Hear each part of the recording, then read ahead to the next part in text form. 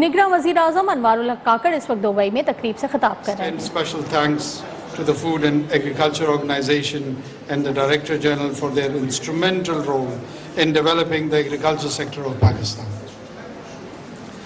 Your expertise and insights are crucial as we work together to tackle the challenges, especially now that climate changes are aggravating and Pakistan is the 8th most vulnerable country to the impacts of climate change. Pakistan's climate challenge is primarily a water challenge. We are at the receiving end. This is our challenge, we all know. We must realize that the majority of Pakistan is part of the Indus Basin. And to adapt Pakistan to climate change, we must adapt the Indus Basin to climate change.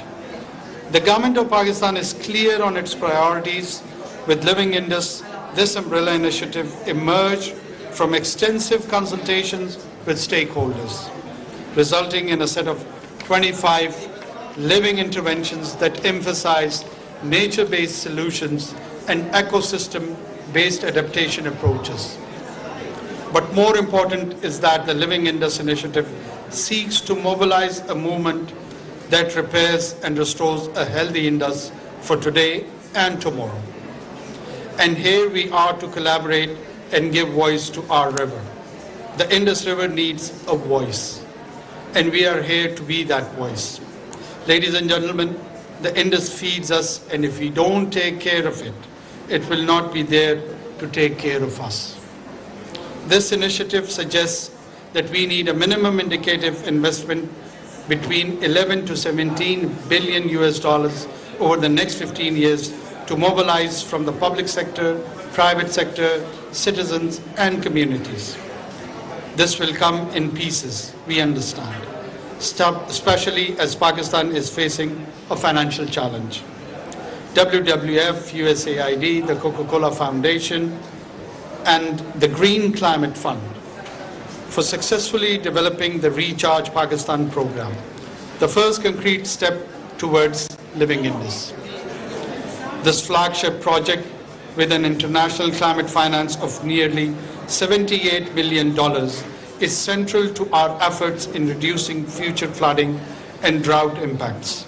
The Recharge Pakistan project, launching flood and water resource management, this initiative under the Living Indus framework will not only benefit millions of our citizens, but will also serve as a model for climate innovation on a global scale.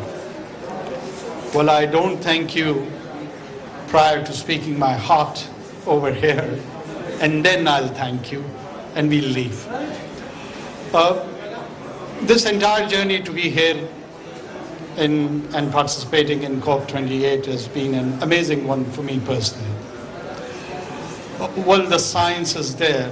I've been hearing about global warming, climate change, and started reading about it, learning it from people like Dr. Adil Najam and many more, listening to it. The discourse around climate change, I feel, is matured a lot. We have, and under the umbrella of the science, empirical evidence is the buzzword. The science is there to guide us, lead us. And whenever there are such initiatives to respond to such challenges, there is a material aspect and part to that. We're talking about $2 trillion or $3 trillion. Some say up till 2030, some say maybe a year or so. One aspect which I feel is missing is the opposite of the science, and that is arts. Where is the aesthetic part to climate change? Where is the emotional investment with climate change? Well, we do have and aspiring to have $2 trillion investment to promote the implementation part of the climate change.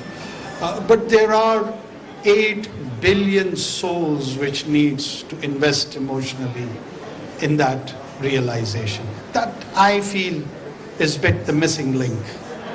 Missing link in our poetry, as Dr. Adil was indicating, missing from our folklores, missing from our music, missing from our rituals, missing from our languages.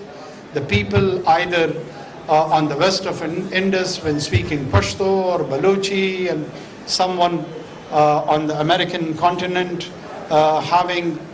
expressing themselves in the indigenous tribal languages, and how do they view all of them? This one initiative of not putting a plastic bag do not require $1 trillion investment.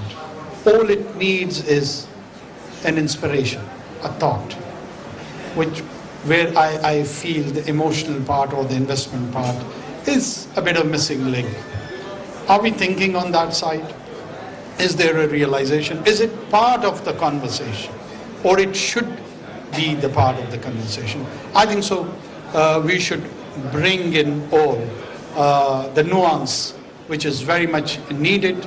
It should be advocated by the activists, by the civil society, by the NGOs, by the scholars, and eventually some non-aesthetic entities of governments like myself too can follow the footsteps. So yes, it is an existential threat. There is all the conspiracy theories revolving around that idea that it is just a hoax created by experts like Dr. Adil has been buried, and they are all in the grave, and he's just a living and dignified example, just like our Living Indus initiative, and the rest is gone. But we do need, in my humble opinion, to club this with the artistic part of it, with the emotional side of it. And it all seems more mechanical, it seems more ritualistic.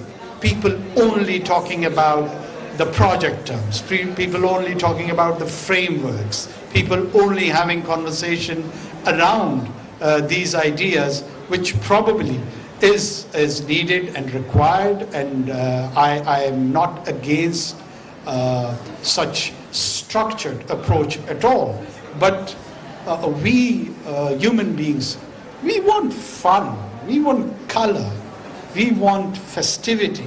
So there has to be something created around this whole idea of implementation. And this is one area which I feel that I should express my thoughts, what I think about it, and let's all become committed climate change global citizens. We have to have a new form of order which has a status of religion associated with climate change, with diversified faith groups, with diversified ethnic groups, with diversified linguistic groups.